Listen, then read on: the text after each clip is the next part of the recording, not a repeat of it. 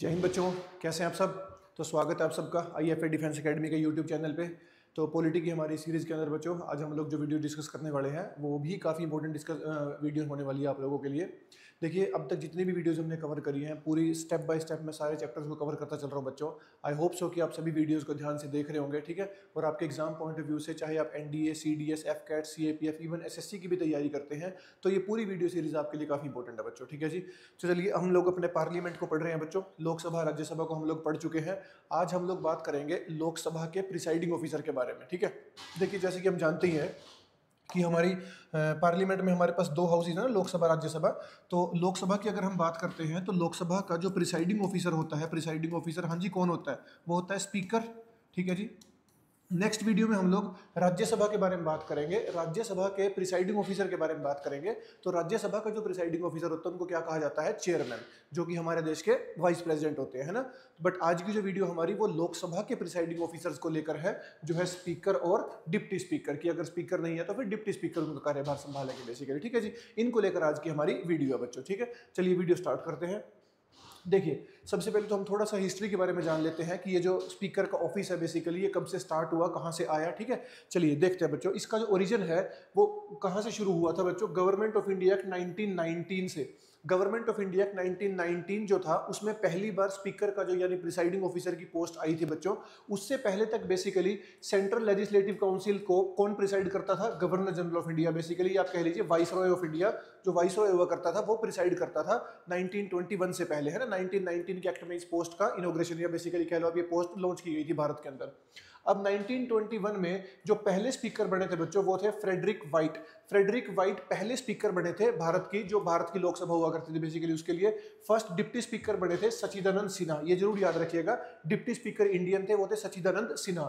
फिर 1925 में पहले, अब देखो ये नॉमिनेटेड प्रिसाइडिंग ऑफिसर थे, पहले इलेक्टेड स्पीकर थे विट्ठल भाई पटेल। सरदार वल्लभ भाई पटेल के बड़े भाई है ये विट्ठल भाई पटेल। स्वराज पार्टी से बिलोंग किया करते थे बेसिकली, वही जो CR दास और मोतीलाल नेहरू ने बनाई थी नॉन कोऑपरेशन मूवमेंट के खत्म होने के बाद। स्वराज पार्टी जो बनाई थी उन्होंने इलेक्शन जीते थे और इनको अपना स्पीकर चुना था पहला बेसिकली। विट्ठल भाई पटेल को became the first Indian and elected speaker of the central legislative assembly, because ये वाले सारे नॉमिनेटेड थे, ये पहले इलेक्टेड स्पीकर बने थे बच्चों, ठीक है, विट्ठल भाई पटेल।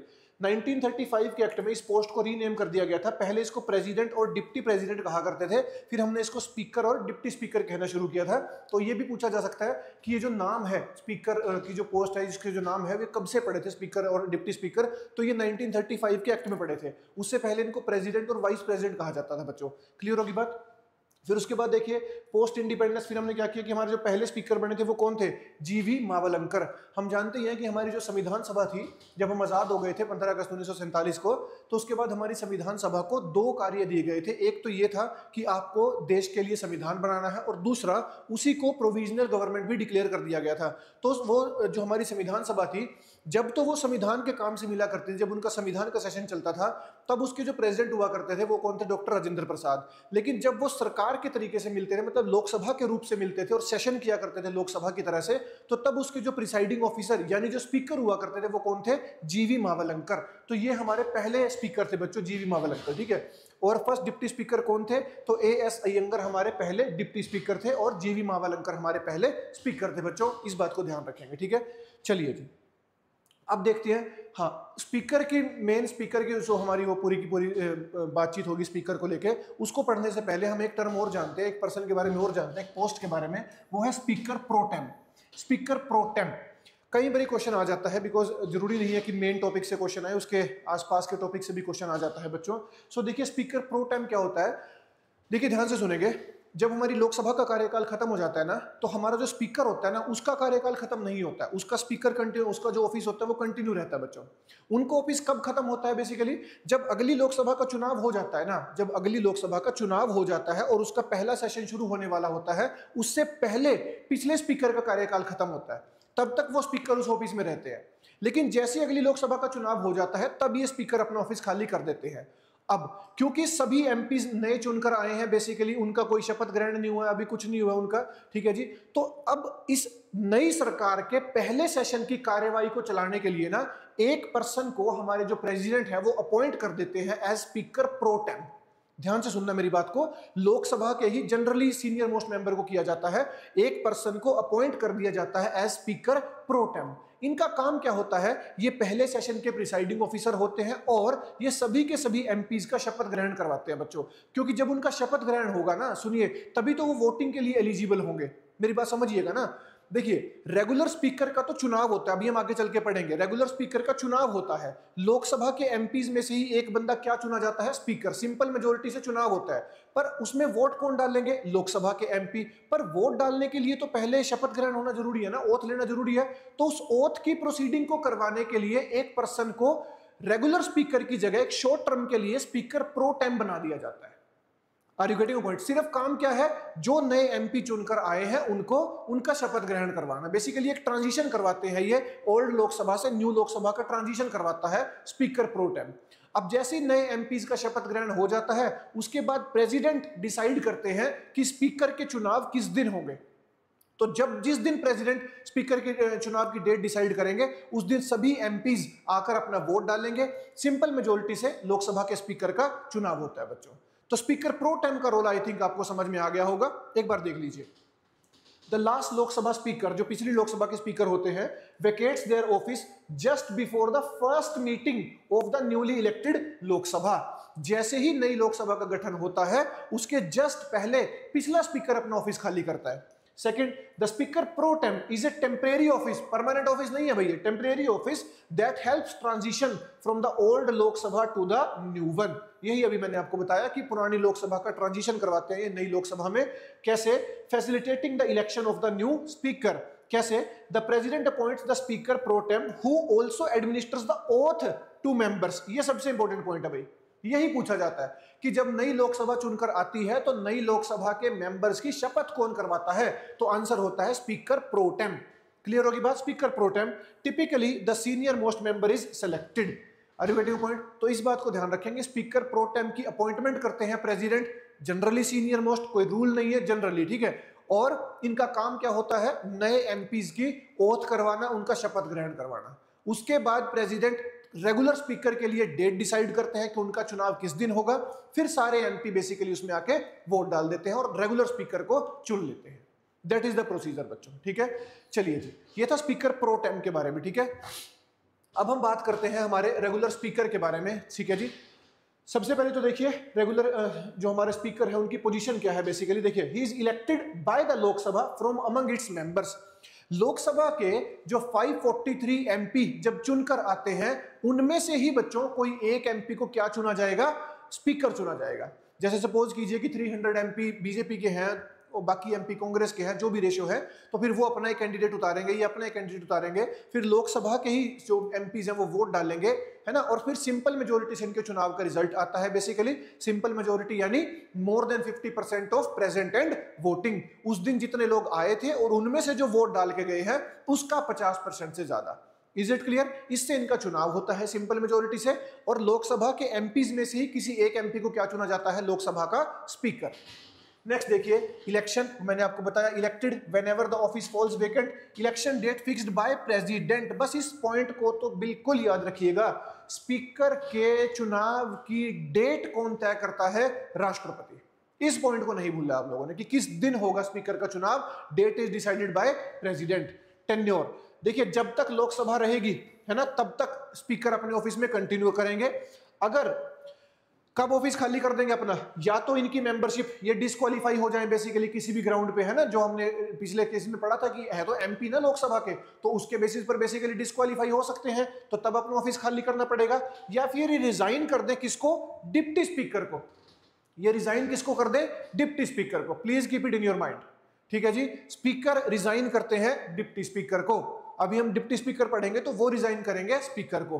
क्लियर होगी बात? तो ये तब तक अपना ऑफिस रखते हैं, अपने ऑफिस में होते हैं जब तक लोकसभा का कार्यकाल चल रहा है। दो केस है जिसमें ये लोकसभा से पहले अपना कार्यकाल इनका खत्म हो सकता है। एक तो ये कि ये खुद ही डिस्क्वालीफाई हो जाए बेसिकली, है ना, इलेक्शन कमीशन ऑफ इंडिया को डिस्क्वालीफाइड घोषित कर देता है, और दूसरा ये रिजाइन कर दे वाइस प्रेसिडेंट को।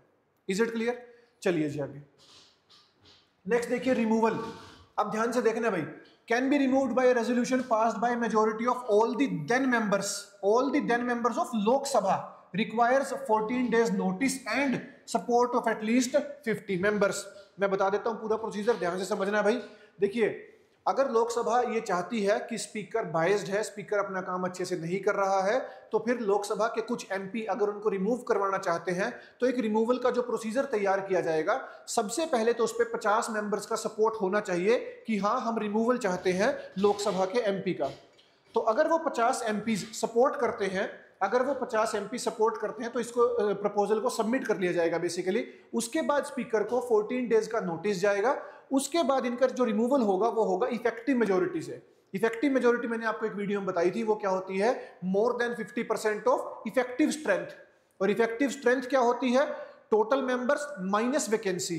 जितनी उस समय सीटें खाली हैं उसको टोटल मेंबर्स में से माइनस कर दो, वो इफेक्टिव स्ट्रेंथ आ जाएगी, फिर उसका 50% से ज्यादा, वो होती है इफेक्टिव मेजोरिटी। क्लियर होगी बात बच्चों? ठीक है जी, इसको ध्यान रखेंगे। उसके बाद देखिए वोटिंग राइट्स। देखिए हमारे जो स्पीकर होते हैं, मान लीजिए कोई बिल है उसके ऊपर वोटिंग चल रही है, पहले इंस्टेंस में स्पीकर वोट नहीं डालते हैं, बट अगर टाई हो जाता है तो तब हमारे स्पीकर कास्टिंग वोट डाल सकते हैं। Is it clear? मान लीजिए कोई बिल है उसके ऊपर वोटिंग चल रही है, भाई रूलिंग पार्टी अपनी वोटिंग कर रही है और ओपोजिशन पार्टी भी, तो पहली बारी में जब ये वोटिंग चल रही है तो हमारे स्पीकर वोट नहीं डाल सकते हैं। बट अगर उस बिल के ऊपर टाई हो गया तो तब ये वोट डाल सकते हैं, चाहे उसके फेवर में डालें अगेंस्ट में डालें, उसकी इनके उस वोट को कहा जाता है casting vote. Clear? Casting vote बोलते हैं बच्चों। नेक्स्ट सबसे इंपॉर्टेंट यही है पावर्स एंड ड्यूटीज, कि हमारे स्पीकर की क्या क्या पावर्स होती हैं और क्या क्या ड्यूटीज होती हैं।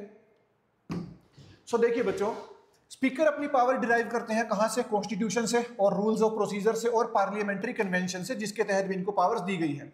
इनको गार्डियन कहा जाता है हाउस के प्रिविलेजेस का बेसिकली, कि एमपीज के जो भी प्रिविलेजेस होते हैं, बोलने का टाइम, आवाज उठाने का टाइम, किसी भी तरीके से वोटिंग मांगने का अधिकार, उनका गार्डियन इन्हीं को कहा जाता है। Maintains order and decorum, house के अंदर सब कुछ सही तरीके से चलता रहे बेसिकली, है ना, पार्लियामेंट्री वे से काम चलता रहे, कॉन्स्टिट्यूशनल तरीके से काम चलता रहे, तो वो इनकी जिम्मेवारी होती है। Next, final interpreter of provisions of the constitution and rules, तो संविधान के, कॉन्स्टिट्यूशन के रूल्स का और संविधान का फाइनल इंटरप्रेटर कहा जाता है किसको, स्पीकर को बच्चों। ठीक है जी, कि इनकी जिम्मेवारी है कॉन्स्टिट्यूशन के सभी जितने भी रूल्स हैं या कॉन्स्टिट्यूशन के अंदर जो भी चीजें लिखी गई हैं वो एज इट इज फॉलो हो। ठीक है जी।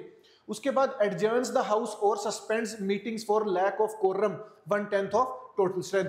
देखिए मान लीजिए लोकसभा के अंदर कोई बिल के ऊपर वोटिंग होनी है ना, तो उस दिन ना एक कोरम मेंटेन करना होता है। कोरम क्या होता है कि मिनिमम इतने मेंबर आने चाहिए तभी हाउस की प्रोसीडिंग्स को स्टार्ट किया जा सकता है। तो वो कोरम कितना है बच्चों, वो कोरम है 1/10, कि लोकसभा की टोटल स्ट्रेंथ का 1/10 मेंबर्स प्रेजेंट होने चाहिए। जैसे टोटल स्ट्रेंथ कितनी है 540 थी, तो 1/10 कितना हो गया 54.3, तो यानी कि 55 मेंबर्स प्रेजेंट होने चाहिए। अब ये कोरम मेंटेन करना या चेक करना किसकी जिम्मेवारी है, स्पीकर की। ठीक है जी। उसके बाद ही हाउस की प्रोसीडिंग्स को स्टार्ट किया जा सकता है, बिना कोरम के हाउस की प्रोसीडिंग्स को स्टार्ट नहीं किया जा सकता। अच्छा, ये हाउस को एडजर्न भी कर सकते हैं। एडजर्न क्या होता है भी, टेम्परेरी तरीके से बेसिकली हाउस को सस्पेंड कर देना, कि 1 दिन के लिए, 2 दिन के लिए, कुछ घंटों के लिए, तो ये हाउस को एडजर्न भी कर सकते हैं बच्चों। ठीक है। तो उसके बाद देखिए डिसाइड्स, ये सबसे इंपॉर्टेंट पावर है भाई, decides if a bill is a money bill. So हम जानते ही हैं कि हमारा जो मनी बिल होता है, ठीक है, वो सिर्फ लोकसभा के अंदर ही पास किया जाता है, राज्यसभा में मनी बिल के ऊपर वोटिंग नहीं होती है। तो मनी बिल के ऊपर आप जानते हैं कि अभी हम इसके ऊपर भी एक वीडियो बनाएंगे अलग से, बट मनी बिल के बारे में थोड़ा मैं आपको बता दूं कि मनी बिल पे पहले तो प्रेसिडेंट की रिकमेंडेशन ले ली जाती है कि हम एक मनी बिल इंट्रोड्यूस करने जा रहे हैं, तो प्रेसिडेंट अपनी परमिशन देते हैं। उसके बाद बच्चों मनी बिल को एक सर्टिफिकेट देता है स्पीकर, किस चीज का, कि yes it is a money bill. क्योंकि ऐसा हो सकता है कि कुछ ऐसे मैटर्स जो फाइनेंस बिल में काउंट होते हो, भाई उनको मनी बिल बनाकर ले आया जाए, क्योंकि फाइनेंस बिल तो दोनों जगह पास होना है, लोकसभा और राज्यसभा में। हो सकता है राज्यसभा में रूलिंग पार्टी के पास मेजोरिटी ना भी हो, बट मनी बिल क्योंकि सिर्फ लोकसभा में पास होता है और लोकसभा में रूलिंग पार्टी के पास मेजोरिटी होती है, तो स्पीकर अपना सर्टिफिकेट देते हैं कि yes it is completely A money bill, इसमें फाइनेंस बिल के कोई प्रोविजंस नहीं है बच्चों। और इनका ये डिसीजन फाइनल होता है कि अगर उन्होंने कह दिया कि ये मनी बिल है तो ये मनी बिल है। Is it clear? But money bill को लेकर एक बात और भी ध्यान रखिएगा कि हाँ ये सिर्फ लोकसभा में ही पास होता है, बट अगर लोकसभा में मनी बिल फेल हो जाए तो फिर रूलिंग पार्टी को क्या करना पड़ता है, रिजाइन करना पड़ता है भाई। फिर उनको क्या करना है, रिजाइन करना है बच्चों। ठीक है, सरकार गिर जाती है बच्चों। ठीक है। सो मनी बिल को अपना सर्टिफिकेट देते हैं कौन, स्पीकर हमारा। फिर presides over joint sitting, article 108, ये बहुत इंपॉर्टेंट पॉइंट है। जब भी कभी लोकसभा और राज्यसभा के बीच में किसी बिल को लेकर डेडलॉक क्रिएट हो जाता है कि कोई बिल लोकसभा ने पास कर दिया बट राज्यसभा उस बिल को पास नहीं कर रहा है, तो वो डेडलॉक क्रिएट हो गया, तो हमारे प्रेसिडेंट क्या बुलाते हैं भाई, जॉइंट सिटिंग, आर्टिकल 108 के तहत। जॉइंट सिटिंग को बुलाएंगे प्रेसिडेंट, सम्मन कौन करेंगे, प्रेसिडेंट, बट जॉइंट सिटिंग का प्रिसाइडिंग ऑफिसर कौन होता है, स्पीकर। इस बात को याद रखना, ठीक है। जॉइंट सिटिंग को प्रिसाइड कौन करेगा, स्पीकर। उसके बाद decides disqualification arising from defection, ये मैं लास्ट वीडियो में बता चुका हूं भाई। लोकसभा और राज्यसभा दोनों के केस में दो तरह की डिस्क्वालिफिकेशन है ना, एक तो जो दूसरी डिस्क्वालिफिकेशन जनरल जो कॉन्स्टिट्यूशन में मेंशन्ड है बेसिकली, उस केस में तो डिसाइडिंग पावर किसके पास है, इलेक्शन कमीशन ऑफ इंडिया। लेकिन अगर एंटी डिफेक्शन लॉ की बात करें तो एंटी डिफेक्शन लॉ के केस में कौन एमपी डिस्क्वालीफाई होगा कौन नहीं होगा, यह डिसाइड करने की पावर किसके पास है, स्पीकर के पास है, प्रिसाइडिंग ऑफिसर के पास है बच्चों, ठीक है। और ये सब्जेक्ट टू जुडिशियल रिव्यू है, इस बात को याद रखेंगे, मैंने बताया पहले।